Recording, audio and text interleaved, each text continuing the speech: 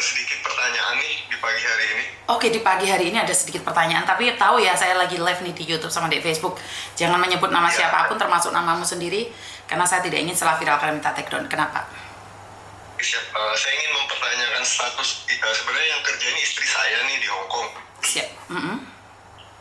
Jadi dia sempat balik ke Indonesia, terus visanya sekarang lagi diperbarui. Entah kapan turunnya, sekitar 2 atau 3 bulan yang lalu lah dia udah memperbarui visanya. Terus di bulan 7 ini dia ingin mengajukan surat notis untuk nggak kerja lagi sih kayaknya di sana. Yang jadi pertanyaan saya, apakah bisa dia pulang sebelum visa itu turun? Loh, kalau dia notis kan nggak ada hubungannya dengan visa turun. Oh gitu ya, jadi dia bisa pulang kapan aja walaupun visa itu nggak turun? Iya, setelah masa dia notis selesai. Jadi kalau hari ini tanggal 18 dia notis, jadi tanggal 17 bulan depan dia sudah boleh pergi dari rumah majikan. Oh gitu, berarti pas kepulangan, maksud saya di bandara itu nggak perlu nunjukkan visa ke pihak imigrasi ya? Nggak perlu, kan dia keluar dari Hong Kong. Kalau dia masuk itu sangat sulit. Kalau dia keluar dari Hong Kong, kalaupun dia overstay beberapa hari, itu nggak ada masalah. Yang penting dia bayar 230 di imigrasi. Oh begitu ya, karena pagi ini saya lagi berdebat sama istri masalah itu sih. Soalnya dia ada rencana pulang di bulan Juli ini.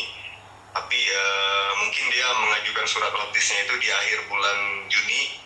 Cuma yang jadi perdebatan, dia bilang nggak bisa ambil dokumen ke pihak agensi karena dia lagi memperbarui visa katanya. Ya saya sempat bilang biasanya yang saya tahu untuk mengajukan visa baru itu hanya melampirkan dokumen ya, paspor segala macam lah itu kan. Iya. Tapi di tempat saya nggak pernah nahan paspor kok. Tempat saya nggak pernah. Ya makanya seperti itu tadi ya, saya sempat obrolin juga walaupun saya belum ngerti hal itu, tapi untuk mengurus dokumen-dokumen seperti itu biasanya hanya untuk melampirkan aja sih, nggak ada hak pihak agensi menahan dokumen-dokumen tersebut kan, seperti paspor apa segala macam. Tidak, tapi ada beberapa agent yang memang benar menahan. Jadi memang ada agent yang menahan. Saya tidak pungkiri itu. Ada agent yang menahan paspor mereka. Tapi kebetulan kami agennya Koko Thomas tidak pernah menahan satu paspor pun. Kapanpun kalian mau ngambil tidak ada masalah. Bahkan mereka yang nitip ke kita katakan tidak. Jadi kalau agent lain itu ada kemungkinan juga ditahan. Karena Miss Yuni pernah bekerja di agent. Jadi saya tahu agent-agent itu banyak yang menahan paspor juga. Ya, alasan agent menahan apa itu, Miss? Kalau di Indonesia kan namanya menggelapkan dokumen seseorang ya, pidana loh itu sebenarnya. Kalau di Hong Kong lebih keras lagi. Di Hong Kong lebih keras lagi pidana. Kan agent. Makanya saya bilang sebenarnya permasalahannya kalau kita bukan laporkan, konsultasi seperti ke KJRI atau apa gitu, mungkin ada jalan keluarnya kan seperti itu. Iya, maka dari itu ada sebagian agent yang menahan, ada sebagian agent yang mereka titipkan dokumen mereka ke agent, ada yang sebagian agent dititipin pun nggak mau. Contohnya saya tidak mau menahan dokumen. Tapi karena agent khawatir terjadi sesuatu dengan dia, utang bank atau kabur atau seperti apa, itu alasan mereka untuk antisipasi mereka pinjam utang bank. Paham, ngerti saya seperti itu. Untuk data-data bank sih kayaknya istri saya nggak ada, Miss. Yakin saya itu. Ya, kan saya nggak tahu. Ini berdasarkan pengalaman saja. Jadi saya nggak bisa mengatakan bahwa istrimu iya atau tidak. Saya mengatakan tentang pengalaman yang ada.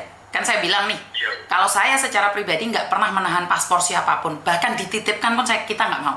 Tapi ada beberapa agent yang memang menahan, ada beberapa agent yang tidak menahan, tapi TKW-nya sendiri yang menitipkan. Jadi saya nggak tahu yang mana satu istrimu. Iya, benar. Makasih banyak. Ya, terima kasih. Udah begitu jelas. Oke, terima kasih. Ya, selamat pagi, Miss. Selamat pagi. Oke, jadi anak-anaknya Koko Thomas, paspor itu dipakai untuk ngecek ke KJRI saja. Jadi paspor itu dipakai untuk ngecek ke KJRI aja. Untuk ke imigrasi tidak membutuhkan paspor. Sekali lagi, untuk ke imigrasi tidak membutuhkan paspor. Tapi seandainya ditanyakan oleh imigrasi, kita bisa bawa paspor langsung. Jadi buat teman-teman nih yang selalu menanyakan, paspor saya ditahan untuk proses. Enggak kok, proses itu cuma 1 hari aja. Cuman kalau kadang-kadang di tempatnya Koko itu kadang-kadang pinjam 2 hari. Karena masih ngetik kontrak kerjanya, besok baru dimasukin, atau besoknya lagi baru dimasukin, itu baru bisa. Jadi kebanyakan kita memang butuh waktu untuk itu ya. Halo, assalamualaikum. Halo, waalaikumsalam, Miss Yuni ya? Iya, siap. Ada yang bisa dibantu? Iya, saya lalu Bu yang sudah tadi malam konsultasi tapi dijawab sama asistennya Miss Yuni. Oke, tapi Miss Yuni lagi live nih. Sebenarnya Miss Yuni tidak ingin kalian menyebutkan nama siapapun, termasuk namamu sendiri, karena setelah viral kita nggak akan take down. Ada yang bisa dibantu? Oh iya, Bu, maaf, iya. Jadi itu saya mau konsultasi sekaligus mungkin bisa mengedukasi teman-teman yang mau ke Makau, khususnya cowok gitu. Oh siap, gimana? Ya kan, saya sempat konsultasi masalah ada tawaran kerja yang ke Makau untuk laki-laki yang sesuai saya kirimkan di WA di asistennya Ibu. Jadi saya juga alhamdulillah dapat beberapa kontak yang lain yang sama gerakannya kayak Miss Yuni dan dia bilang sama saya, itu jangan dilanjutin Mas, itu penipuan seperti itu. Cuma kan saya nggak mau istilahnya terlalu dalam ke orang tersebut karena saya sendiri belum merasa dirugikan kan begitu. Oke, siap. Terus? Cuma takutnya kan nanti ada orang selain saya yang kemudian nanti terjebak dengan jebakan Batman seperti itu gitu. Nanti mungkin Miss Yuni bisa lihat WA yang saya kirimkan di asistennya nanti. Oke, kalau boleh diceritakan ada apa nih kalau boleh tahu? Jadi begini, beberapa hari yang lalu kan saya ada melihat postingan di salah satu grup Facebook lah. Tentang ada lowongan pekerjaan untuk laki-laki dan perempuan di Makau, tepatnya untuk cleaning service perhotelan dan lain-lain kan gitu.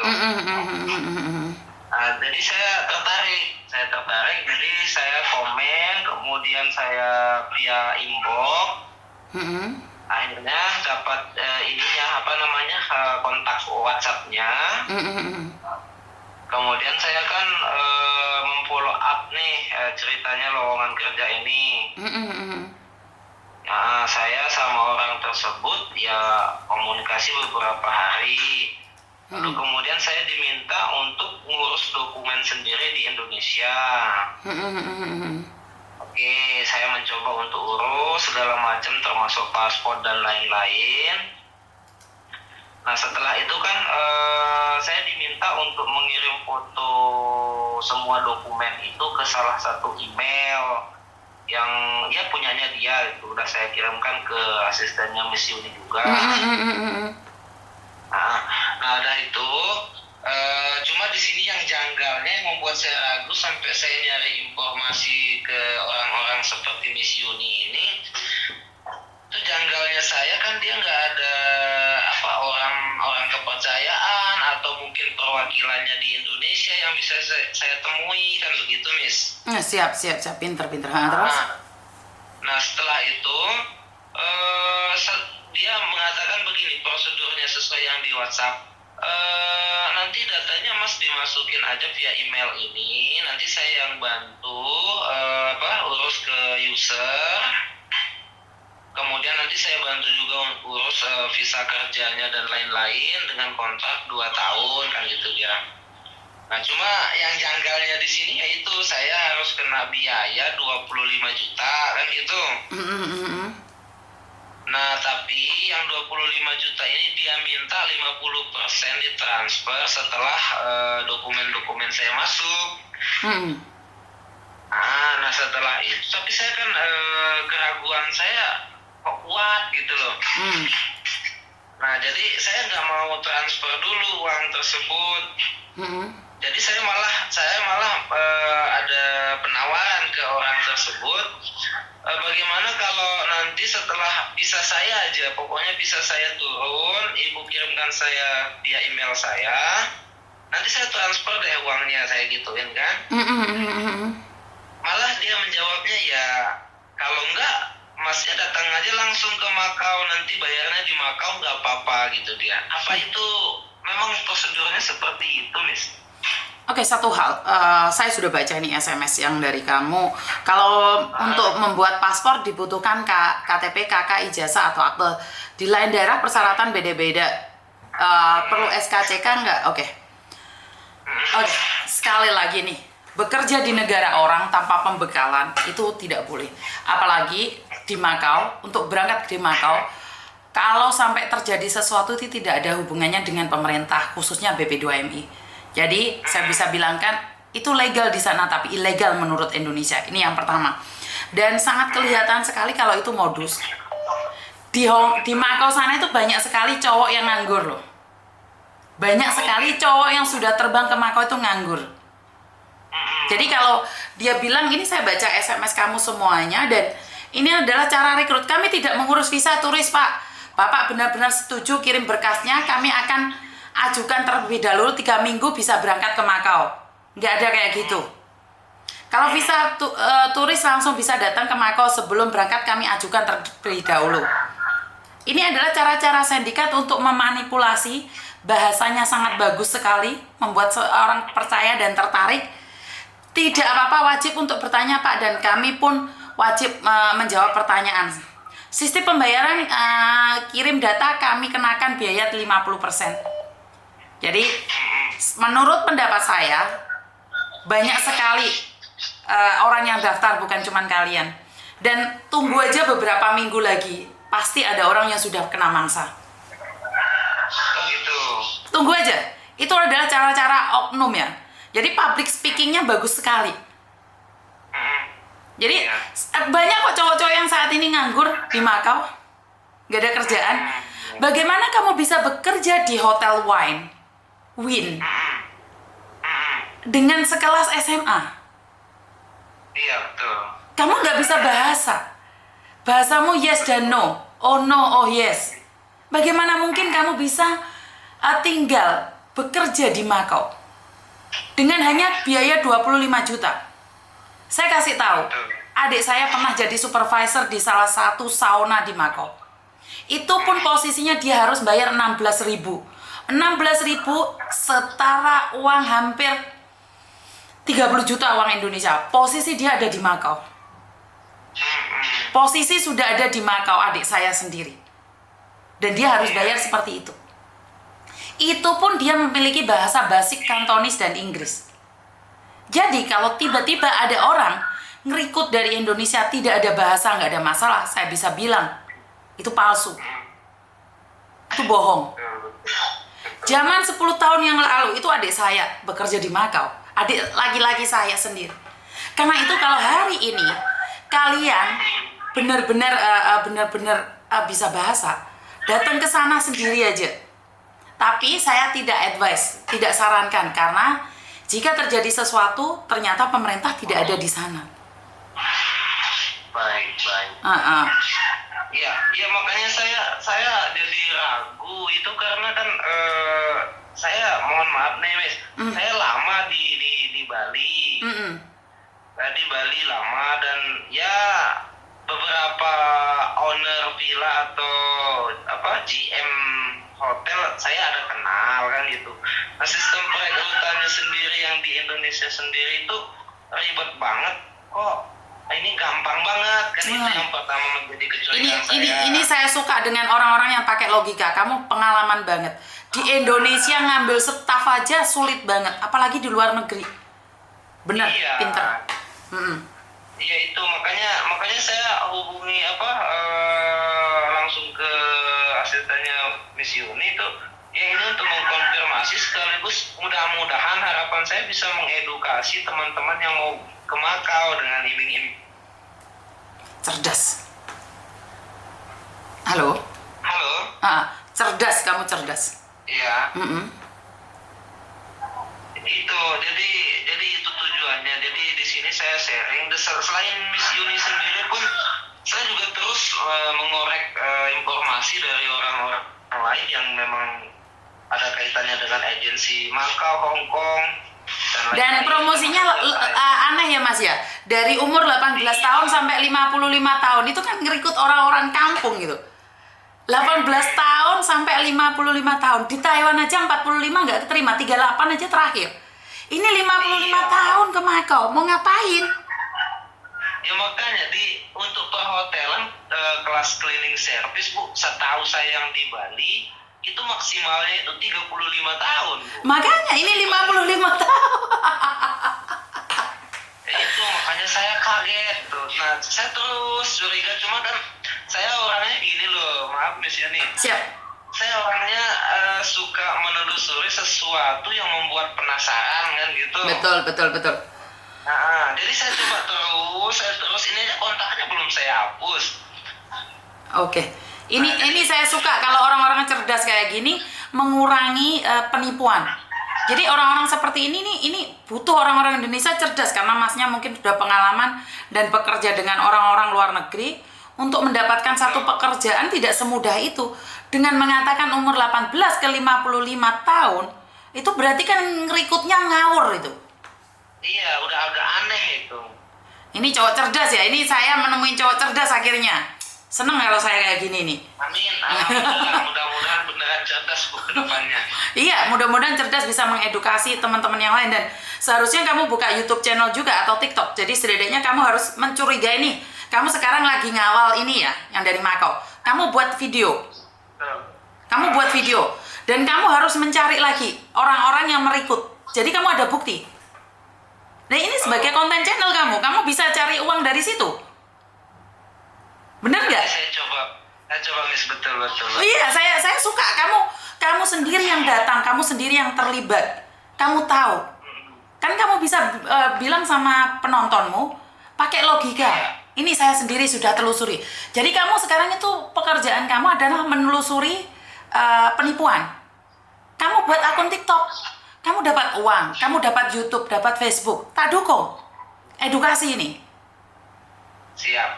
Ya jangan sia-siakan kecerdasan kamu untuk mengedukasi teman-temanmu, tetanggamu orang Indonesia.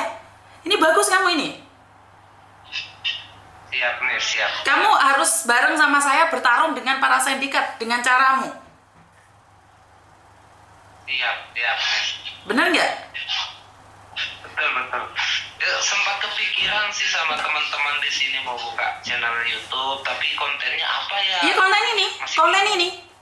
konten ini. Ini konten bisa cari makan buat kamu. Siap. Dengan segala bukti mau transfer, ini percakapanmu kan sudah bisa jadi konten itu.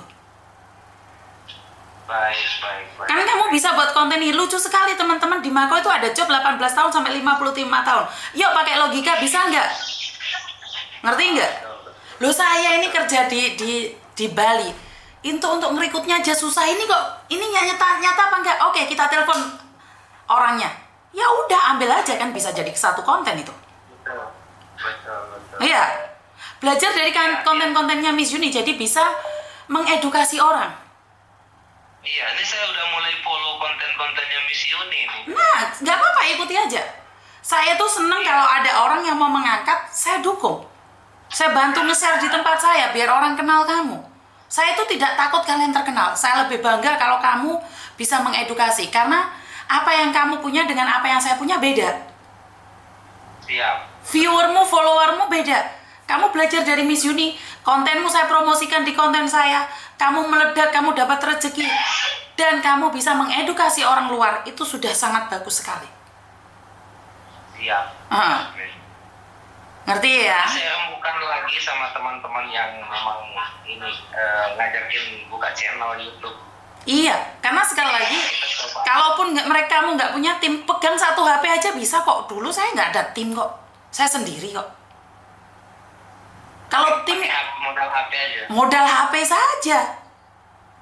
Iya. Saya nggak punya tim, saya sendiri kok. Saya sudah separuh jalan itu baru saya punya tim. Saya sudah viral itu baru saya punya tim. Itu pun saya sudah dapat uang baru saya punya tim. Jadi saya belum dapat uang, saya nggak punya tim. Saya nggak punya tim. Jadi nggak ada yang debat sama saya. Jadi kalau kamu masih belum punya apa-apa, kamu buka tim. Nanti kalau sudah punya uang, kamu akan bertengkar satu sama lain, akhirnya hancur tim kamu. Kalau saya lebih setuju sendiri aja.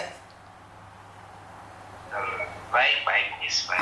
Nanti tak kawal kamu kalau kamu butuh bantuan. Iya. Kamu orang mana sih kalau boleh tahu? Saya aslinya orang Lombok, Bu. Oke, orang Lombok ya. Saya ingin orang Lombok ada yang konten kreator mengangkat sebuah kasus dari kampung kalian, bisa diedukasi teman-teman kalian, saudara-saudara kalian. Saya butuh satu orang dari Lombok, yaitu kamu.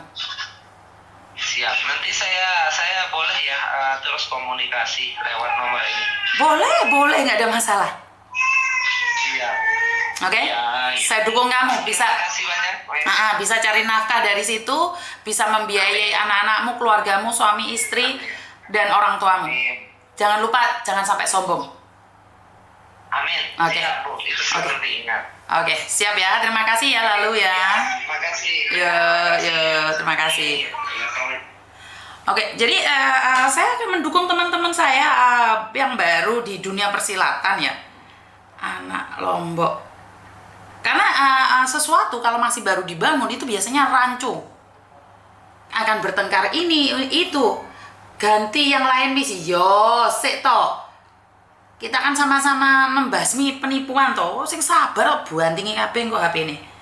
Ki sapa to telepon iki 150 jarane.